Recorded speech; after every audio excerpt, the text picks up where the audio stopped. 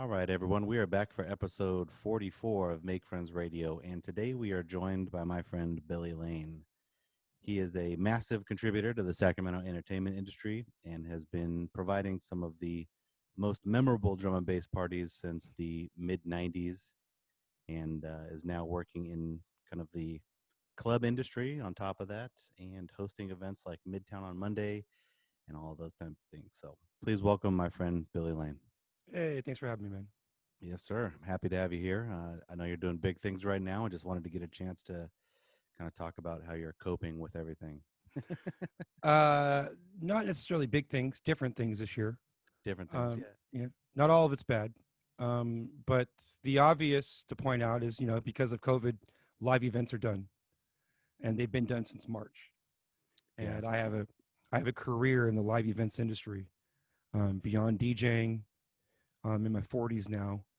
I needed a way to use this skill set and still age gracefully.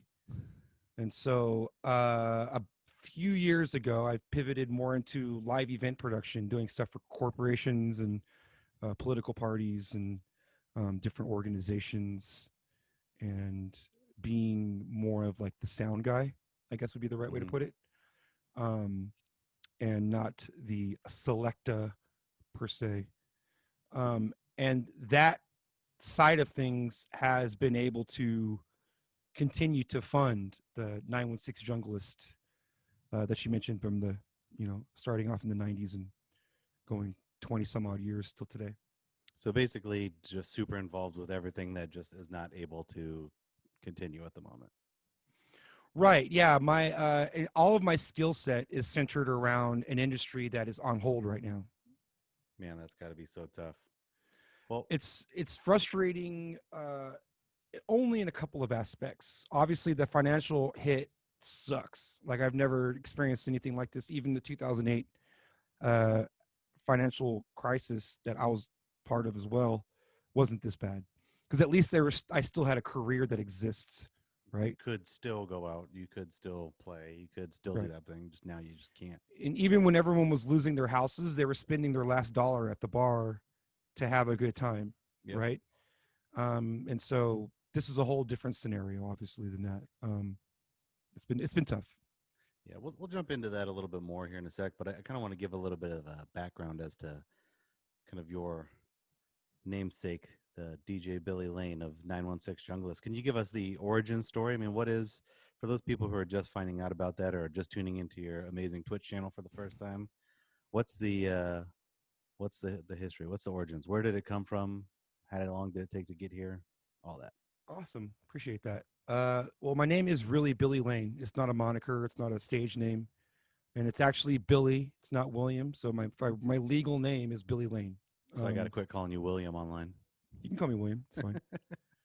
Um, the origin from as far as like wanting uh, to be in this space as an entertainer probably comes from always comes from family. Probably comes from my uncle who plays guitar, my grandma who plays piano, and video games. Because technology plays a role in what I love.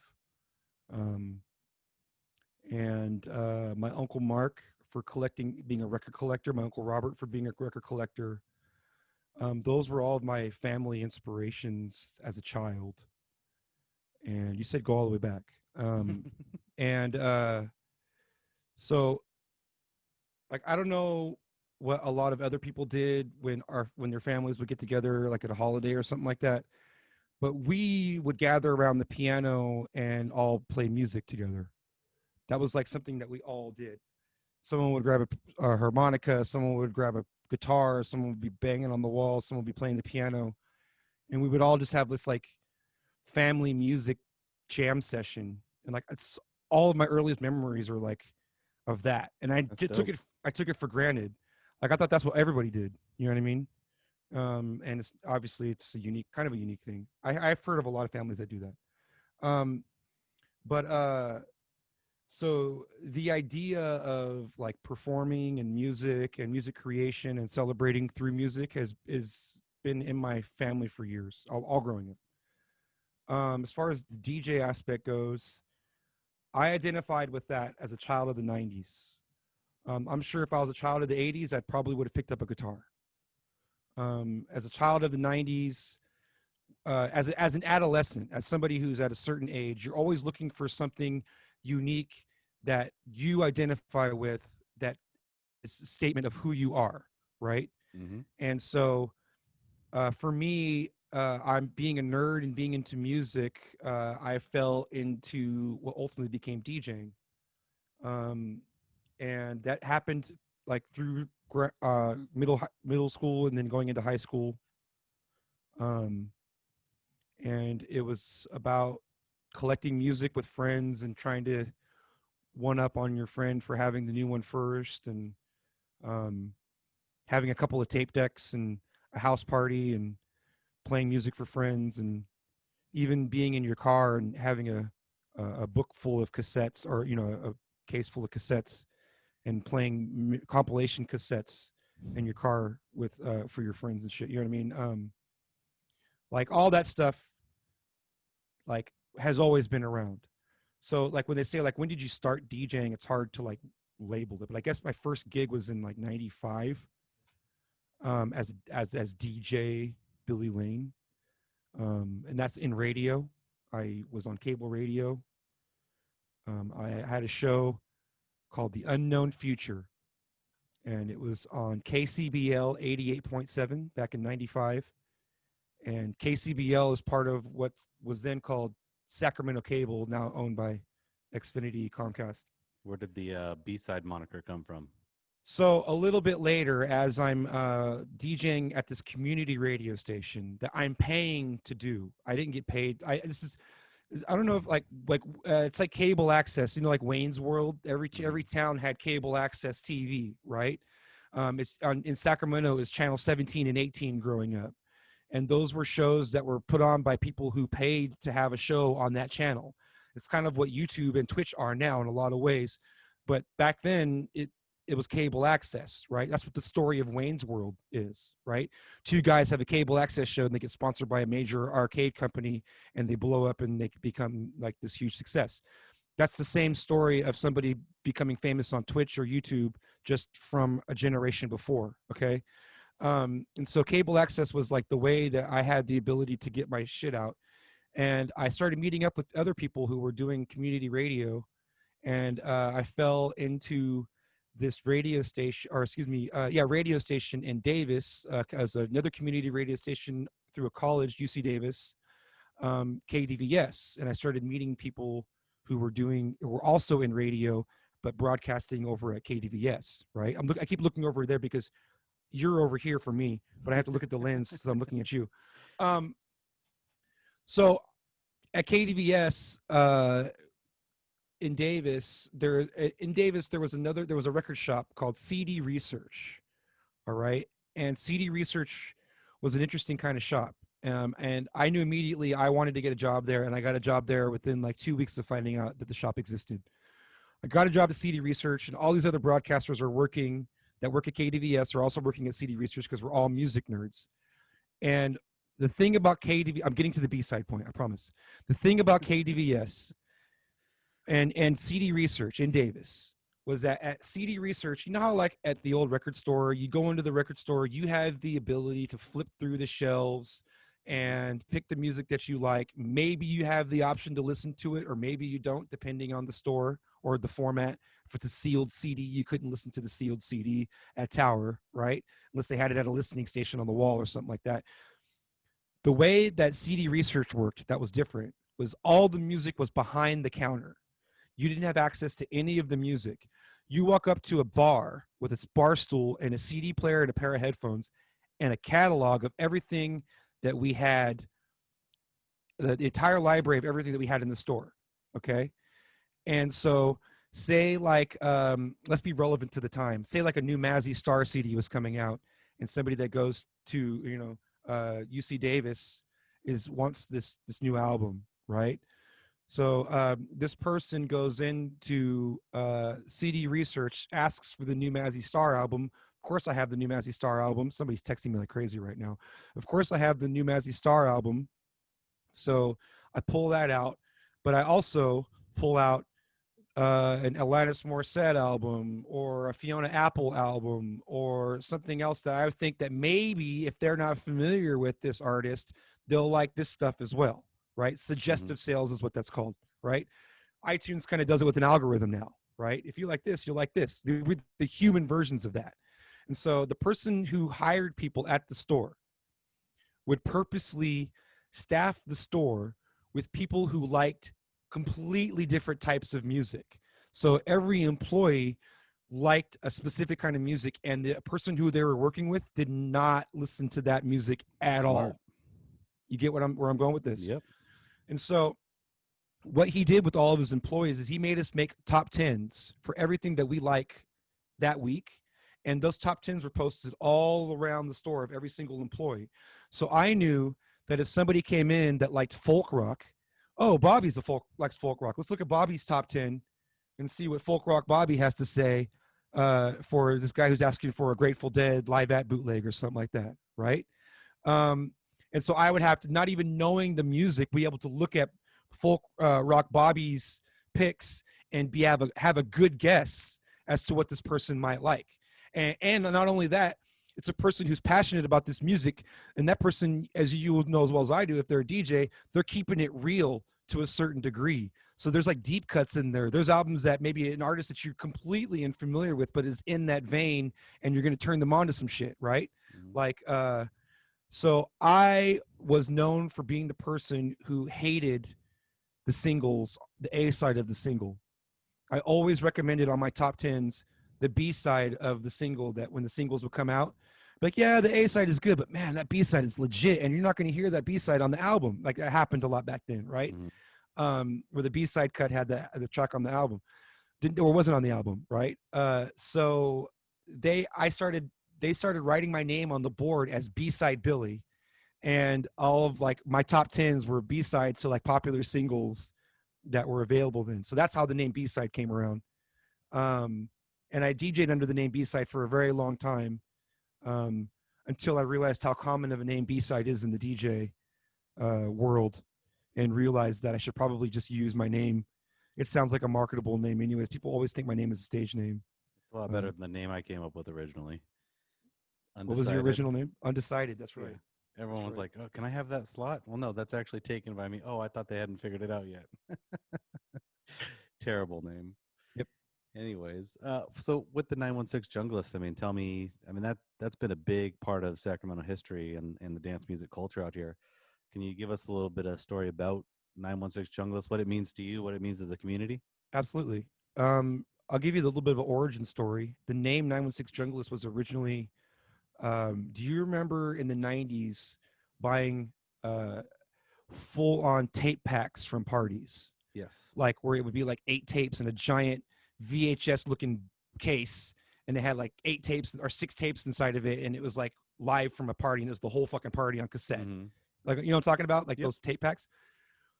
916 Junglist was originally supposed to be a tape pack, and it was supposed to be Pressure, B-Side, and Stampa. The PBS crew present 916 Junglist, and that was supposed to be a tape pack, and it never came out because we couldn't afford to make the fucking tapes. It was too expensive back then. So PBS crew, my original DJ crew, I know I'm jumping over a little bit. PBS crew, my original DJ crew for drum and bass, and we were like the original people that would go to the record stores together and try to be the first person in the door so we could snag the record before the other person. And, you know, got into full-on fistfights over records. So how passionate we were over this shit. You know what I mean? Mm-hmm. That's the original PBS crew. Big up Kevin and Mike. Pressure, B-Side, and Stampa was the crew. And the PBS box set was supposed to be called 916 Junglist, and it never happened. Fast forward a little bit later to about 97, 98. And the PBS crew had kind of disbanded by then, and it wasn't out of bad beef. It was because we're just getting older and moving on with our lives, right? Everybody has different motivations in different areas, and everybody's motivated to different levels in certain things. And sure. You get it, right? It's life, right? And money plays a factor too. None of us are making any fucking money. It's taking up a lot of our time. all time, no money. Eventually, you're gonna fucking have to figure shit out, right? Um, so right around the late '90s, I decided that I wanted to start throwing raves, and I brought back the name 916 Junglist because I was always upset that we never used that name for the box set. I always thought the name had a good ring to it. And I immediately started what is now known as branding 916 Junglist before I even knew what the fuck branding was. You know what I mean? For sure. And really, it was just about, it was more about, um, I was coming from like early 90s West Coast gangster rap mentality. So I was throwing up 916 Junglist like it was a gang, right? And inadvertently, I was building a community who identified with that because we're all like-minded individuals. Like, fuck yeah, we're a fucking gang. You know what I mean? Like, 916 Junglist, we represent for our fucking crew. You know what I mean? Like, it's some b-boy shit, it's some gangster shit, it's like whatever you want to call it. But that tribalism is natural, right? And I had no idea I was doing it. I just wanted to fucking throw jungle parties because there was no gigs for a jungle DJ in Sacramento. And all of a sudden, we've got this whole uh, uh, like-minded people that are coming over from multiple scenes, from the metal scene, from the rave scene, from the hip-hop scene. Like, they're all coming to the jungle party, and it just fucking exploded in the late 90s going into like 99, 2000, 2001, to where, I mean, people forget how big it was. But when we moved from our first small venue, the deli, over to Bojangles, we were doing over 550 heads a week on a Monday night or a Tuesday night, depending on the year. And that's for jungle, 3 rooms, all drum and bass, and hardly any headliners to speak of. And we were doing 550 heads easily at like $10 a head, with like maybe a $2,000 overhead on any given night for promotions and production and talent. So it was turning a decent profit, and I was like, fuck yeah, I'm doing this for the rest of my life, right? Like, I figured it out. It's awesome. This is going to last forever. This is perfect. But that's never the case. Everything comes to an end. It lasted about 5 years, and then it kind of fizzled out. Other crews started doing their own parties. It's still a really important name. I mean, I don't want to discredit that at all, man. It's still a really important I haven't finished my element story. of Sacramento. All right, sorry. I haven't finished my story. Didn't want So you to downplay it. it fizzled out to the point where I could no longer sustain a weekly. Okay. So we figured, let's lower the frequency, pun intended. Let's lower the frequency of these events, and let's start doing them less often and have more time to hype it up, have more budget for more talent, and have more freedom as to where we want to throw this event. We could do it in different areas now, different venues, different parts of Sacramento, and things like that. So when 916 Junglist stopped as a weekly and started moving more towards a quarterly/annual event, we saw decent success, better success than when we were obviously dying as a weekly towards the end. You know, you always run it until it dies. And so that last 6 months of 916 Junglist Weekly was not 550 heads a week. Like, um, yeah, moving on to doing it less frequently actually worked out. And then consistently doing something for the 916 Junglist crowd every single year. The community usually does a decent job of reuniting, because it becomes almost like a high school reunion in a lot of ways, because many of us have known each other since our 20s at this point, and now, you know, we're all have completely different lives than it was back then, and we're still friends because of something like a 916 Junglist community or a Make Friends Radio, or somebody trying to connect people. You know what I mean? It has that lasting impression over the years, which is awesome. Almost feels like an obligation sometimes, but it's definitely worth it. Yeah, man. Well, the community loves you. I can tell you that much. Thanks, man. Yeah. So what made you kind of transition from the hardcore junglists into kind of the working man DJ?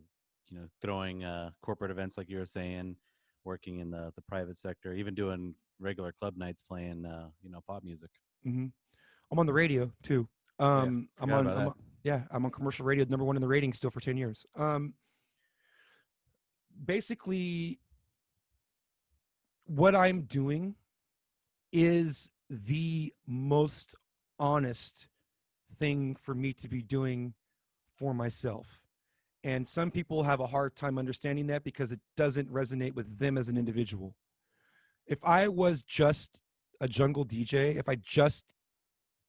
was, if I woke up and was 100% drum and bass from wake up to sleep, then sure, I could be a jungle DJ 100% of the time. But like I said, I'm a fan of music and I love music. So um, for me to be versatile, even if it's actually counterproductive to my career as a DJ, feels more honest than to say I'm sticking to just jungle. I'm only a drum and bass DJ. That doesn't feel genuine, and that You got to put feels in work too to make some actual income. well. Okay, so the commerce and art thing. Let's talk about that. I started as a mobile DJ before I even knew what a rave or jungle was. I've been a commercial DJ on the commerce side of things longer than I even my first record that I bought. Okay. I DJ'd my own junior prom. I DJ'd a whole bunch of school dances when I was a kid. I DJ'd a bunch of weddings and stuff in my 20s. Like the whole time 916 Junglist was going, I was a wedding DJ. Even in the beginning of even with the PBS crew, I was doing mobile gigs.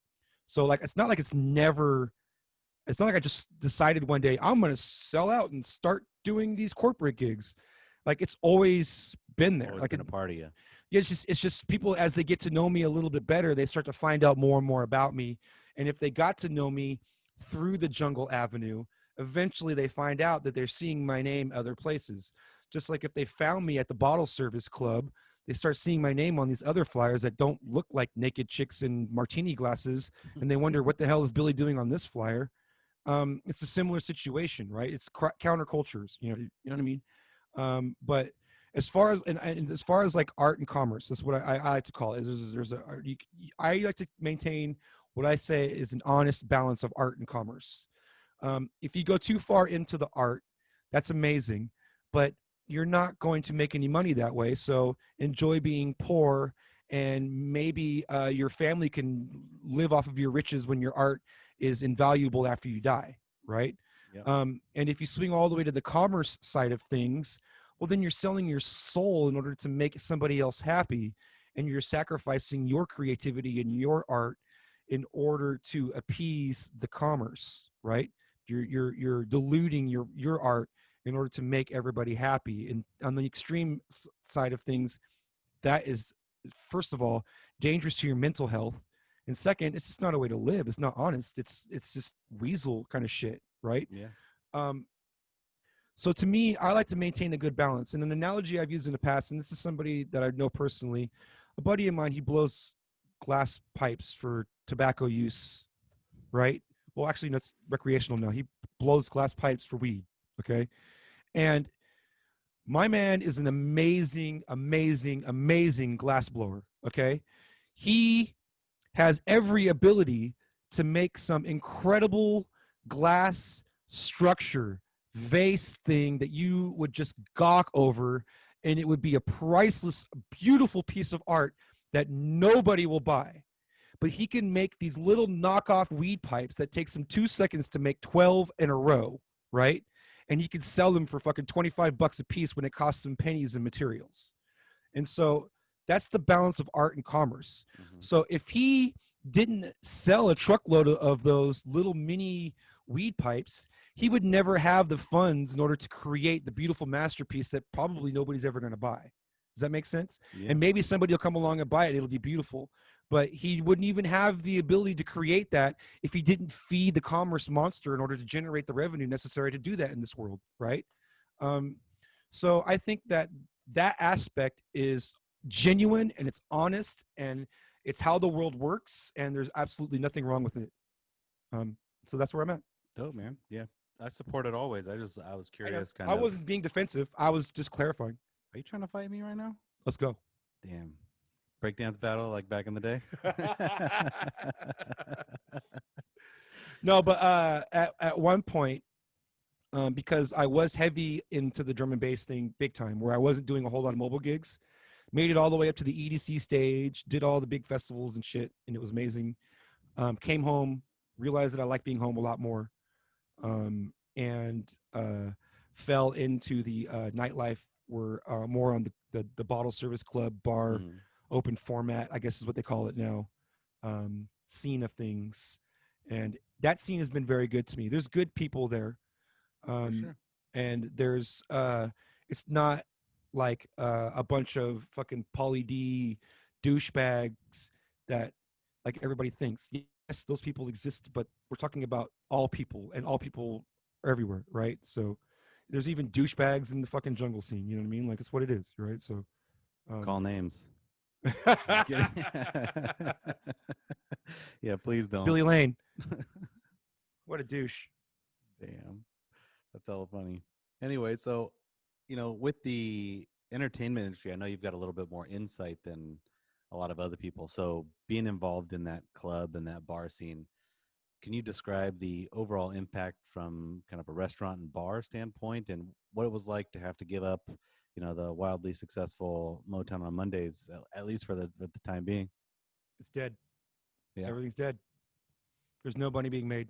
Restaurants are making their money off of distance eating. Was that what you call it? I don't know. But having a 50% capacity at the restaurants Mm-hmm. and DoorDash. And that's just the food service industry. Hospitalities industry is fuck. Travels. No one's traveling. Hotels are fully vacant. You know what I mean? Like it's a mess. And in the nightclub industry, obviously in the bar nightlife industry, it's fucking stopped. There's nothing happening. How do you think those are going to survive, though? I mean, they're solely dependent on liquor and cover charge sales, as opposed to restaurants, which can still operate to some capacity. Is the nightlife going to survive? I mean, obviously it's going to, but how much of a struggle are Well, people going to go through to stay afloat? that's the real question. The obvious is it going to survive? Yes. People will always want to party no matter how dire things are, right? There will always be some way to figure out how to fucking celebrate life. Like, even if we're in a fucking cave bunkering down, we'll figure it out.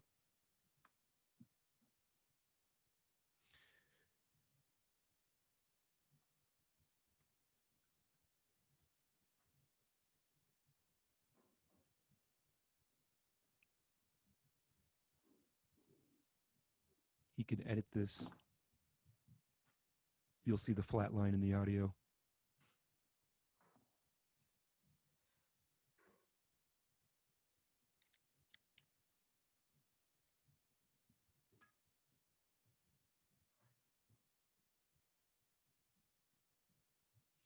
I stopped talking so that you can easily edit it. Look for the flat line in the audio. Look for the long flat line in the audio, and it'll be an easy edit later. Yeah, super rookie move, dude. I I didn't plug my laptop in.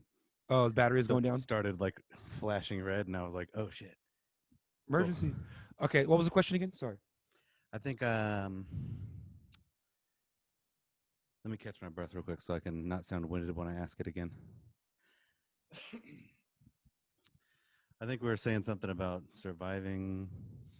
Yes, the restaurant industry. So yeah, it's gonna be fucked. People are always gonna want to party, but right now everything is stopped, and it's not just bars. It's the live events space. It's everything that involved a live event.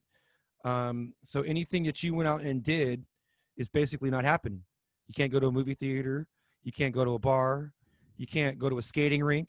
You can't take your kids to the fucking trampoline place. You can't like anything involving live PA or a concert or a sporting event is fucking not happening, right?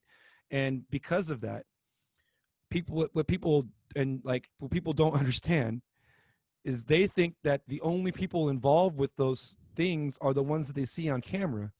But for every one person you see on camera, except for obviously now, uh, there's 100 people behind the camera making that shit all happen, and it's Mm-hmm. those 100 people that are fucked. We have they have these skill sets. They have careers in a job that they went to school for, that they took years to learn, that they worked their way up in a employment structure, and they've got all this time invested into a specific trade. And imagine now all of a sudden that trade is straight up illegal. It doesn't, not only does it not exist, if you get caught doing it, there's a penalty, right? It's illegal to do it. And it's going to level shit. It's going to level shit. If Carl Cox is in his living room on a Saturday night, shit is wrong. And I appreciate the hell out of that, though. Right? Oh, I love it. I don't like to go out, so I love it. I'll talk about that. But as far as like what's happening with the bar industry and the nightlife industry and the live event space and anybody that's in live event production, hold tight and get a job if you got to, get drive somebody's food if you need to, and hopefully we can bounce back from this because it's fucked. Well, let's use that as a cool transition point. There are some positives that have come out of this. One of which being Twitch, in my opinion. I think you've done probably one of the best jobs of adapting to the times and working to bring not only the 916 community together, but actually at this point, the worldwide community together, which is super impressive. So talk to us about the 916 Junglist Twitch channel. So I created the Twitch earlier this year before COVID hit because I started, actually it's right here. At 40, we start going through our midlife crisis, right? And so we start resurrecting things from our childhood that we couldn't afford when we were kids. And one of those things for me was having a proper arcade machine or for fighting games. I'm a Street Fighter. For those that are listening, it's a fight pad that like they used to have on Street Fighter that he's holding up. Arcade fight stick. Yes, sir. So I started building custom arcade fight sticks as a hobby, and I really got into playing Street Fighter a lot. Like I fell back in love with playing Street Fighter, like a kid who spent hours and hours doing it because I was, right. And a lot of us were, if you're my age, in your early 40s or late 30s, and or mid 40s even. So I got into that. And I started watching people on Twitch playing Street Fighter, and I got really fucking into watching people play Street Fighter on Twitch. And I created the account 916 Junglist just as a username. Mm-hmm. Didn't even expect there to be a channel from it at all.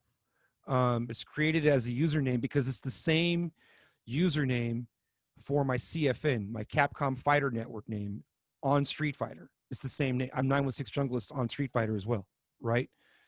So I didn't have any branding ambitions with it. I just needed a fucking username, and I didn't want to put Billy Lane, basically. And so I started doing that in February, I want to say. And it was like random streaming every now and then, me being really bad at Street Fighter, asking for advice on stream. That was my thing. I noticed that everyone on Twitch was like really, really good at Street Fighter, and I sucked. So my angle was, I suck at Street Fighter. Can somebody please help me? And that was my stream, right? If you're all going to be the good Street Fighter guy, I'm going to be the fucking shitty guy, right? And so I started doing that for lols, just for fucking laughs. I didn't have any ambitions at all. Didn't want to be partner or affiliate, or didn't even know what any of that shit was. I just hit go live and I started fucking playing Street Fighter. It was great, right? And then my calendar takes a shit in March, and I start getting emails every day for 2 weeks straight. And every email is a cancellation email for a gig that year, until after 2 weeks, all of my gigs for 2020 were completely canceled. And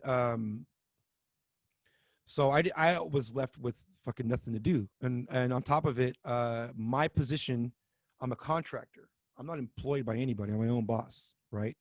Right. So the state didn't cover you because of that, right? I did not get unemployment insurance in March because of it.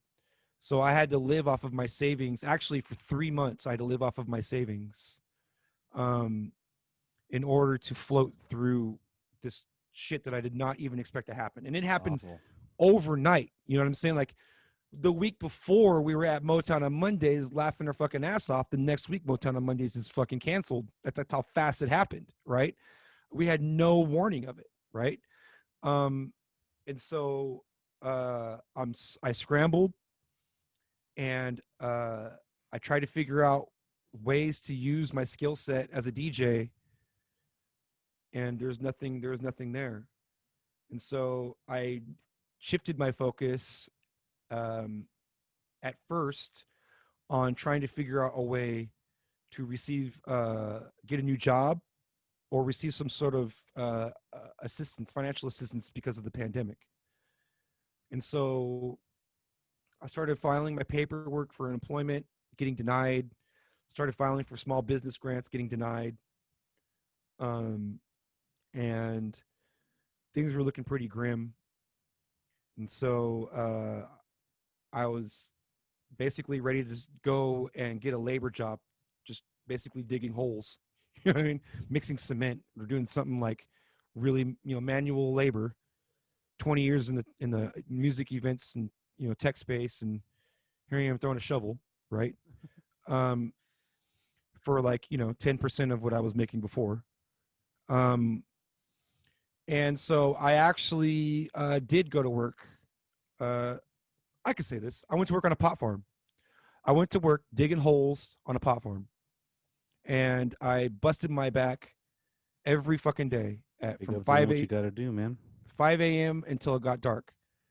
Like usually 7 or 8 o'clock at night, and it was out there with the migrant workers, being a fucking laborer, and I busted my ass off. My hands got all fucking bloody, and it's just hard work, and I did it, and it did the trick, and the job eventually was over. It was a short contracted job, right? Sure. A couple weeks.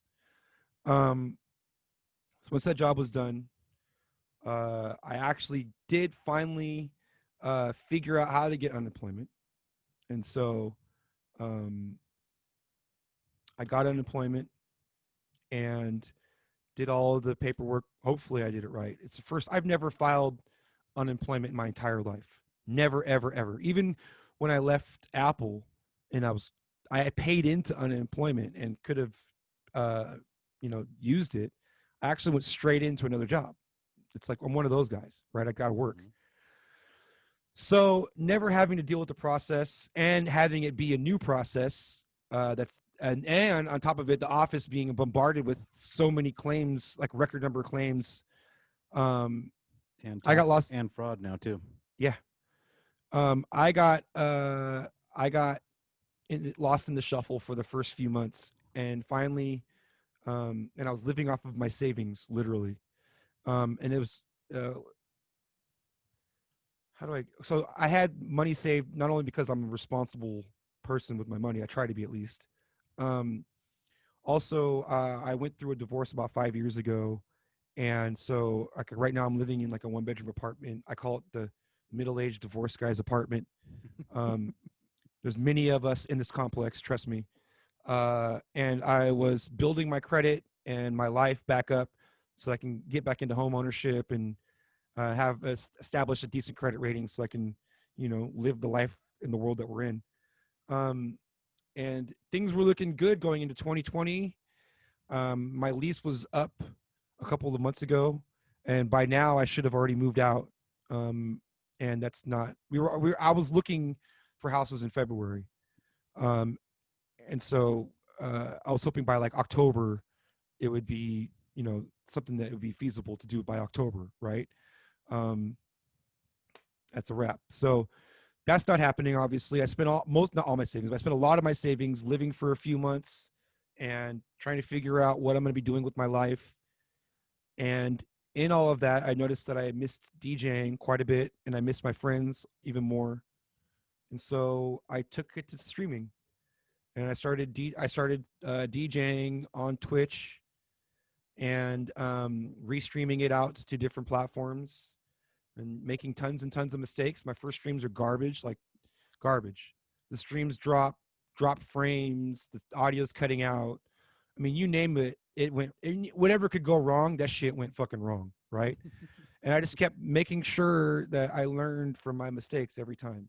Um, I forget who told me this, and it's been told to me a few times. Chris Hopkins is good at telling people this. Shouts out to Chris Hopkins. He's actually really good at telling people this. Whenever you start something that you've never done before, you're going to suck at it every single time. Whenever you start something you've never done before, you're going to suck at it every single time. You're going to be terrible at it when you start doing it. And you have to be terrible at it in order for you to learn, in order for you to get better. And you have to be terrible at it in order for you to be interested in it enough to be challenged in order to learn and do better. If you found something and you were immediately a fucking god tier at it, then like you're already going to be bored with it out the gate, and it's not even going to be worth your time, right? Mm-hmm. So sucking at it is part of the process, right? And so a lot of these streamers and music producers and anybody else who's learning something new, like they spend all this time, they think they need to learn a 4-year degrees worth of information on how to produce music before they can even start anything. Or they feel like they need to have a full production studio worth of gear and all this hardware and equipment and knowledge in order to stream your live DJ sets. And it's not true. Just like when you started DJing with your shitty turntable and wanting to have a 1200 someday, you got to go through that process if you want to be good at live streaming as well. You got to make all those fucking mistakes.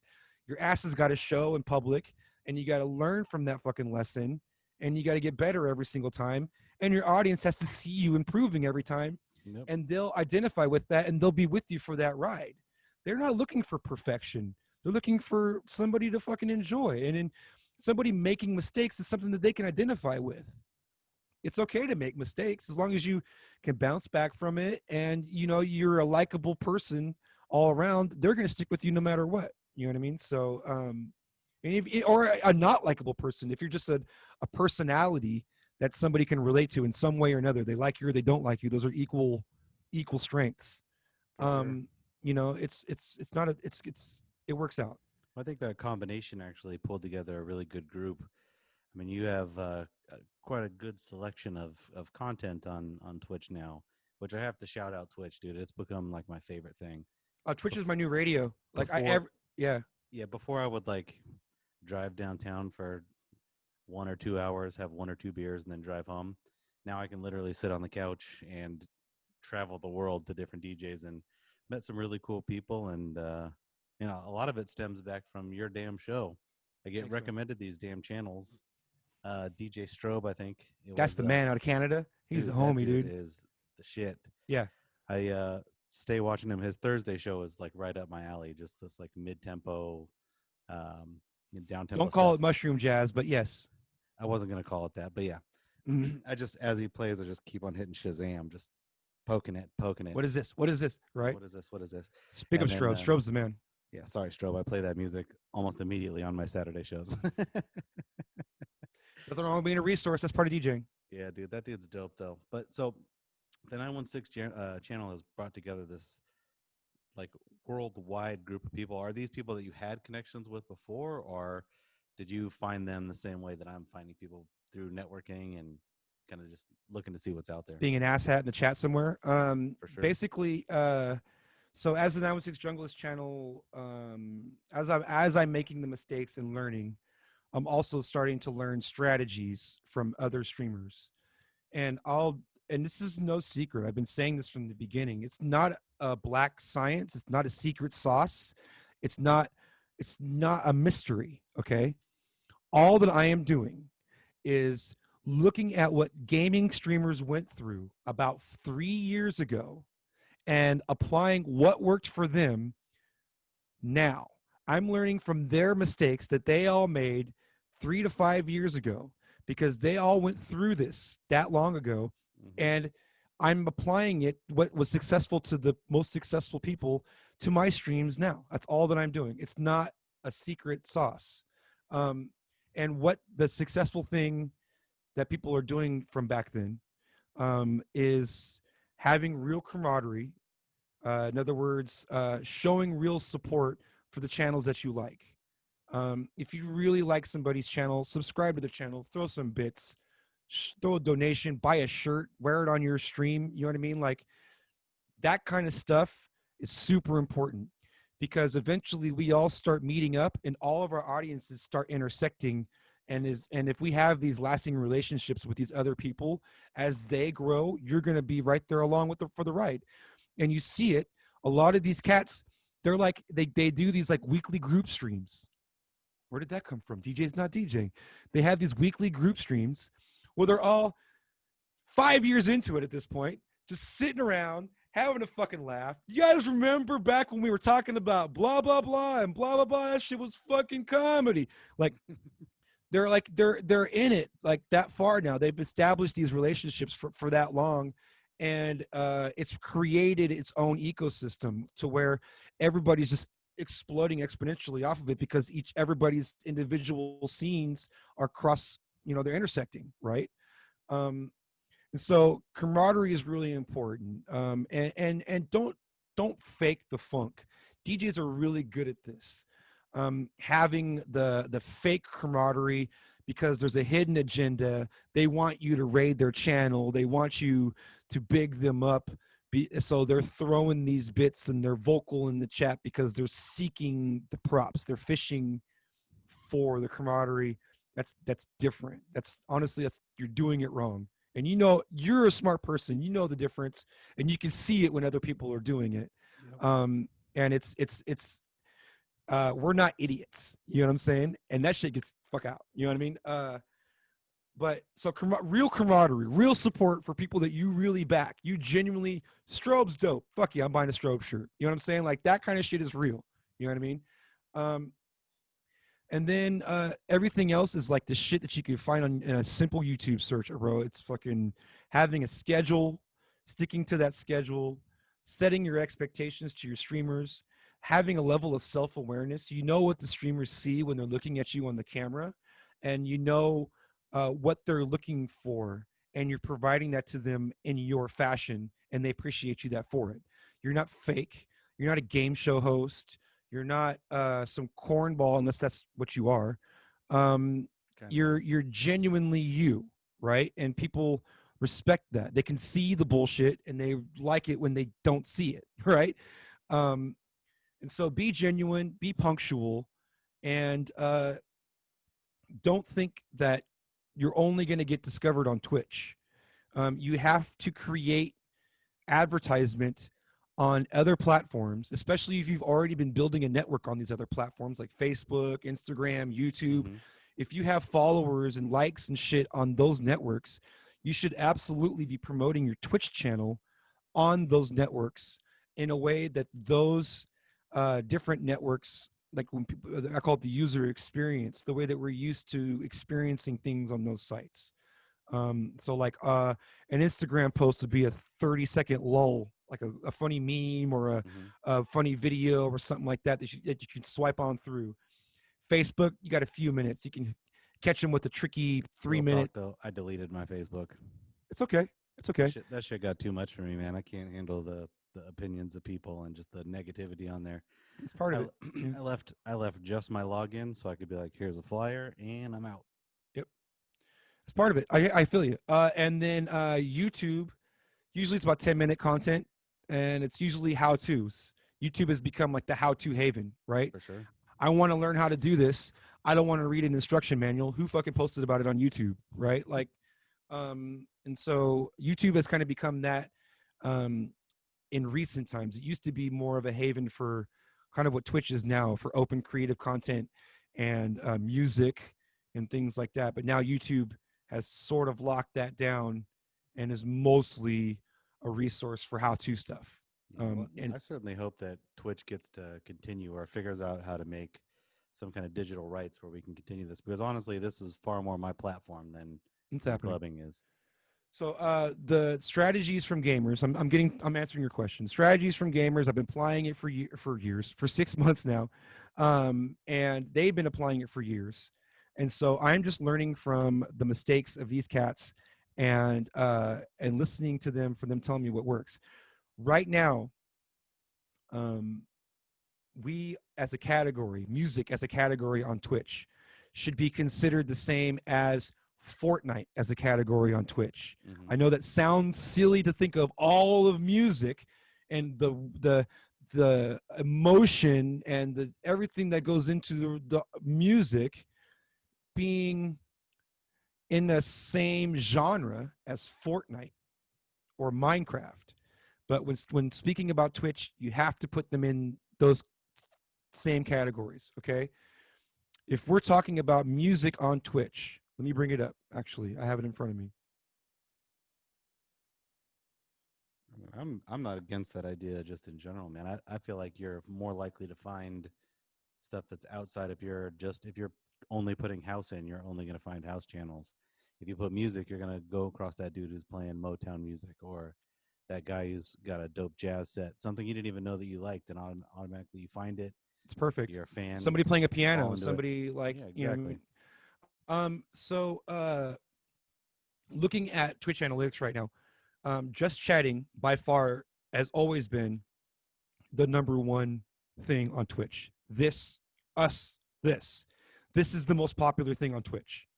Just so you know, by It'll be far. up there later. It's by far. And then it goes to Among Us, which is the hot game right now, which is honestly what everybody's playing when they're chatting. And then it's the big fucking dogs: League of Legends, Fortnite, Call of Duty, Grand Theft Auto, Counter-Strike, Minecraft, Dota 2. These are all like the flagship monster fucking games, okay? And so if you go to League of Legends and you look at people that have like 12, 13, 20,000 people watching them fucking stream right now, and then you go to the top of the music page and you see it's 1,200 people, not 12,000 people, right? You get to see where music lies in all of this. Just into perspective, the watch time for just chatting, 167 million hours right now in the last 30 days. 168 million hours for just chatting. Music, 19 million hours. Just over 10% is what music is doing, okay? So just putting that into perspective, music is still new to this whole thing, is what I'm trying to get at. Sure. And what we're going through on Twitch as creators on Twitch, this is your longest interview ever. What we're going through on Twitch as creators on Twitch, I just got done talking for 2 hours too, is what the gamers on League of Legends, Fortnite, the big dogs, what the gamers call the glory days for them on Twitch. And what it is right now, little old Billy Lane and Make Friends Radio have the ability to be discovered just as much as fucking Carl Cox live from his living room. Like, the discoverability is fucking equal right now. Okay. And that's because there's not a lot of us, even though there's more and more of us doing it every month, there's still not a lot of DJs DJing on Twitch comparatively. And actually I can give you exact numbers. The viewer ratio on music right now, let's see. The viewer ratio is 29-1. So that means that there are 29 people who are not streamers to every one streamer in the music category right now. That sounds pretty big. It's fucking beautiful. That means that you have people that are not DJs looking for DJs, and hopefully they find you and they like you. But the point is they are already seeking you out as a destination, not sure. just passively scrolling through their friends' posts, and you happen to be one of their friends and you're DJing and they stop and they hit the like Facebook and they keep scrolling, or Instagram, or you know what I mean? Like, it's not that user experience. These are people that are looking for you. Okay. Now on the other side, let's go to League of Legends. On League of Legends, there's 42 streamers for every one viewer. Wow, big difference. So there are 42 people out there streaming, and one person gets to pick which one is the one that they're going to go to. So that's an oversaturation like crazy. Absolutely. Right? And so basically what's going to happen to music if things keep succeeding in music is more DJs are going to start streaming to Twitch, and the viewer ratio is going to start tipping, and the oversaturation could eventually happen to where it tips in the other direction, to where there are actually more streamers than viewers. And that is the beginning of the end of the glory days. That's what everybody in all the big dogs talk about. They said that when the viewer ratio flipped from one to the other was when everything changed for their user experiences. Now it's super hard for me wanting to start my League of Legends channel. It's super hard for anybody to even know that I'm fucking playing League of Legends. I'm Right. buried so far down the list, and it's damn near impossible for anybody to fucking see me. They would have to go out of their way and scroll for a hot minute in order to find my shit or search for me by name because I was literally promoting it somewhere else and telling them to go to my fucking channel. There's no other discoverability whatsoever for these poor guys. And that's coming to music. And so the what the repercussions are is you're going to start seeing DJs who have view bots in their channels. They have 5,000 people watching their stream, but nobody seems to be chatting in their chat. How is that even fucking happening? Right? You're Tell going to me have. about these view bots. There's going to be number inflation, just like DJs did it with their Instagram followers and shit like that, right? We're going to do it. And I'm not going to do it, but DJs, we, the proverbial we, are going to fucking do it.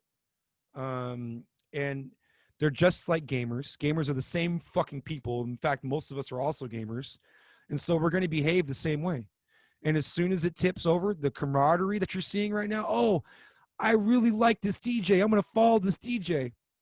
If you have a channel that is a whole bunch of DJs and not a lot of just a community of people idly talking, that channel is and you yourself are DJing. You're not providing a service for those DJs other than DJing, then your channel is gonna tip the scales once this oversaturation hits. Because all these DJs also have Twitch channels, and all these DJs, there's gonna be more and more DJs coming onto Twitch. They're gonna be creating more and more Twitch channels. The oversaturation is gonna begin.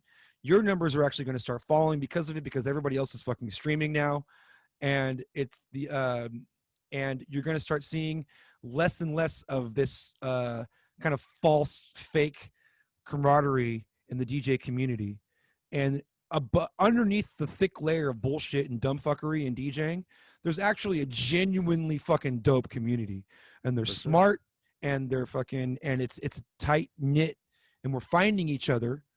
It used to be more regional because we didn't have time to fucking sift through the dumbfuckery out there to find people that we actually can identify with, but because we're all home right now with our fucking hands on our platters, we're able to find everybody, right?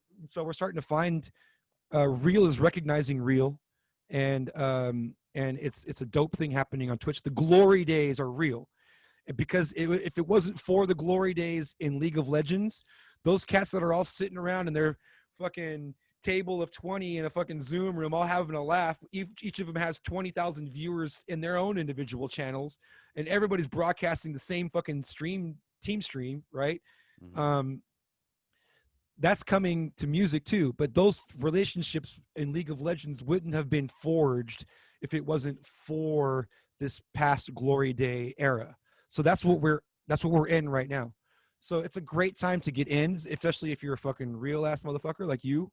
It's a great time to get in, start networking, start maybe tone the humility down a little bit and the braggadocio up a little bit, just to kind of be seen without being a dick. You know what I'm saying? Put a little bit of confidence in your fucking statements, and try to, because that's kind of how we get across to a lot of people sometimes. And put yourself out there. Find people who are that passionate about this shit and are struggling just like you are. Yeah, so I'd like to encourage everyone that is thinking about taking it up to try and do something different.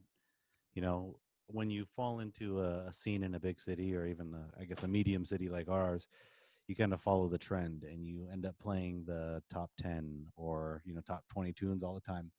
Find that weird music that you've always wanted to play. Or dude, it's the best time ever to do that. You have no obligations, man. Like I started playing lo-fi hip-hop. I've never done that. I was a house and breaks DJ before that. Now I'm playing nothing but like mid-tempo, and I don't think I get above like 100 105 or 110 the whole You're staying time, dude. honest to the music you identify with. It's just Yeah, the dude. point I was making earlier. And Like you, it's honestly some of the most fun I've had DJing because I get to be far more creative. I'm not catering to anybody, and I'm actually finding, well, it's not millions of listeners. It's enough listeners to make me feel validated in some of the decisions I make, and it just really it's a it's a platform that I'm really kind of finding myself in and really appreciating. So do try and find that music that is just something else and try and stand out. I think that's what it's cool. let me give you a bit of encouragement on your low listener comment, real quick. Okay, if you were in a room a live room in real life, full of 150 people, okay, decent sized Sacramento event for a small mid-sized bar in Sacramento, 150, 200 people, Mm-hmm. okay. Um, of those 150, 200 people, I'd say less than half of them, you have 30% of their attention. I'd say less than 10% of them, you have 100% of their attention. Okay. If you have 25 people watching you on Twitch, they are fucking watching you on Twitch. You have damn near 100% of their attention. So you might as well be playing to a room of 500, bro, because that's the same amount of eyeballs that you have on you. Just truthfully, like to have that level, and that those are the motherfuckers you wanted to play for to begin with, anyways, right? Absolutely. And so Twitch's audience is all those people. And so like you can definitely like explore different types of music, be fucking weird with your shit. It's encouraged. Like being dick pulled fucking dumbass DJ who plays the same fucking shit that you've been hearing in bars for the past 10 years isn't going to cut it on Twitch. That shit is so not memorable and so ununique that it's just going to get the fuck out. What else is out here? I've already heard this. I already know what this is. I already know this story. What else do you got out there? You know what I mean? And For sure. yeah, anyways. Well, big ups to you and of course Dick J, the other part of Make Friends Radio. He yeah, both of you guys inspired me quite a bit to actually get in on Twitch. He was doing it well before I was. And yeah, I wouldn't have done it if he didn't push me in that direction. And then I wouldn't be calling you at like 9:30 a.m. in a panic trying to get I answer as much as I can. trying to get us. You know, I did it one or two times, and I realized, I'm a grown ass adult. I should figure this shit out myself. So yeah, much appreciated, man. But I always got your back. I always got your back. and Where's likewise, Rich? my friend. He's at home. He couldn't jump in the call. I mean, that's up to him. What an ass. He's a silent partner, as we like to call it. He likes to play some of the background stuff. I thought we can go through this week's new reggae releases together. Inside joke. He's gonna laugh at that later. Oh, absolutely. Yeah, but I mean, I would love to have him do some of these with us, man. It'd be awesome. Love you, Rich. Hope you're doing good, man. Yeah, he's awesome. His show is great too. For those of Love you his who show. Yep. plays the most chugging like new disco edits on Thursdays, 7 to 9 Pacific time. I also found this dude DJ Intel from Chicago. That dude plays on Saturday mornings as well, and he just drops like just kind of just low tempo, dope hip hop remixes. I stole a couple of Sade songs from him. Like Badass. he's sick. Anyways, man, thanks for chatting with us about Twitch and the Sacramento scene in general. Before we switch I'm over always to good. I'm always good for a long-winded answer. success. Before we switch over to the guest DJ mix, any shout outs that you want to give? And I do want to ask you to leave the listeners with one, positive message. If you could tell anybody one positive thing, what would that be? I like this. Okay. Well, you could find me on twitch.tv/916junglist Wednesday, Friday, and Saturday nights. Wednesdays is a talk show called DJs Not DJing. I like to call it the black belt course for DJs. We've moved right past the beginner stuff and in the intermediate stuff, and we're moving in right into the advanced stuff. So it's a lot of heavy tech talk, a lot of really cool nerdy shit, and most DJs are nerds, so it works out. Fridays is called currently called Taco Rewind. And Fridays is actually my one night a week where I'm DJing. I only DJ one night a week. Fridays is my DJ show. I DJ from 9:16 p.m. until usually 2 in the morning, 1 in the morning, usually a 4-hour show.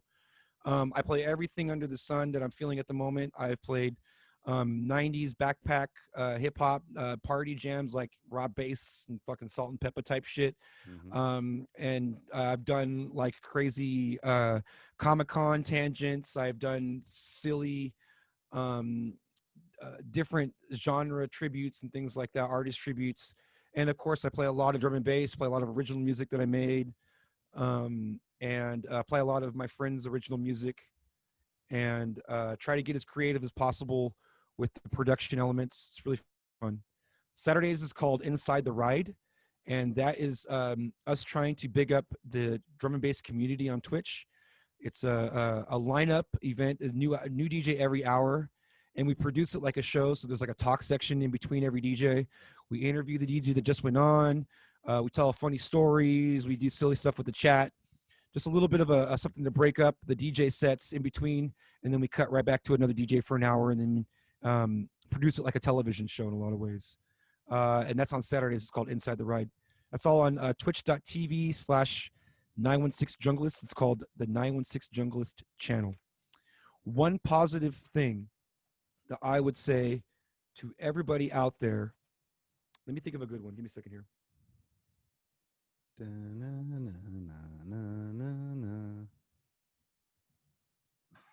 It's okay to be friends with people that you don't 100% agree with.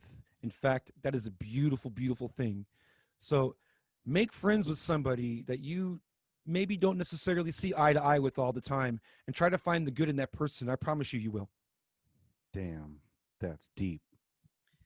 Word, man. Well, I appreciate your time. It's great chatting with you. We have a lot of history. We could get into some really stupid shit. I'm glad we didn't because it's quite embarrassing. But yeah, I'm, definitely. I'm, I'm glad social media was not as prevalent in some of those times too. There's quite a few pictures floating around. I wish there weren't. There are some things that happened before cameras had phones, and I'm very glad. Oh, hell yeah. Anyways, man. Well, I appreciate it. You'll see me in the chat room every single time. And Appreciate you, man. You're a great supporter of the channel. I really thank you so much for that.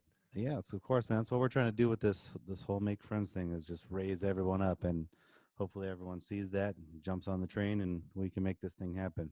I love it. So, having said that, I do want to big up another streamer. Another one of my favorite channels that I subscribe to is called uh, "Won't You Be Our Neighbor." What It's is that? actually it's I don't follow that. yeah, Ybon. It is Ybon? yeah, Okay, hold on. Scotty Scribbles. It is Cary the One, and Won't you be my neighbor? yeah, and their Okay. friend Melissa. And basically, what they do is they theme every Friday night. So if you And do that, won't you be my neighbor? WYBON. YWYBON. Okay. Yeah. Ybon. Got it. Won't you be our neighbor? Yes. Got it. Okay. And basically, what they do is they theme this like the stream out, right? And it is so amazing. They watch just random cult classic movies, and then dress like those characters, and then just play like dope sets. They have guest DJs come on. They make it almost like a TV show where they do a cooking segment. They are in between locations right now, so their cooking is like ordering a pizza, so it's still hella funny.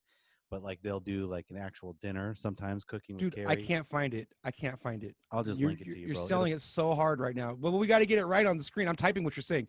Won't you be our neighbor? Let me look Ybon. at it. I'll just look at it right now. Okay. Yeah, I'm getting it doesn't exist. I'm gonna link it once this is over, so it'll be all good. Okay. Oh, it's under Scotty Scribbles. Okay. Yeah, so basically they dress up. Scotty does like a cocktail hour where he makes a specific drink every Friday, and it's a good time. It's silly, it's ridiculous. The music is really good. Awesome. They're super fun. They create these freaking commercials that they put on in between like little segments, dude. They're so freaking funny. Sick. And yeah, just a great time. So the whole reason I bring that up is because through that process, I was introduced to a man named Cary the One, and fortunately for us, He is this month's DJ mix. So without further ado, here comes Cary the One. Peace. All right, look at that. Beautiful. All right, and let me just do a quick outro segment, and then we'll be good. I don't know if you want to say anything in the outro, but I'll give you the opportunity. I'll play it by ear. All right, everyone. As always, thank you for spending your time with us. Thank you, Cary, for submitting such a dope mix. Billy, again, for the insightful interview about the entertainment industry. Sorry And for rambling on like that, man. My bad. it's all love, buddy. I'm happy, and I'm sure a lot of people will love to hear what you had to say. So, having said that, if you enjoy what we do, follow us on Facebook, although I'm not on there, Instagram, SoundCloud, the iTunes app, and most recently Twitch, where I host a Saturday morning, 10 a.m., just low coffee vibe type show. And then Rich Thursdays, 7 to 9, where he does new disco and just general house music. So much love, everyone. See you next time. Peace.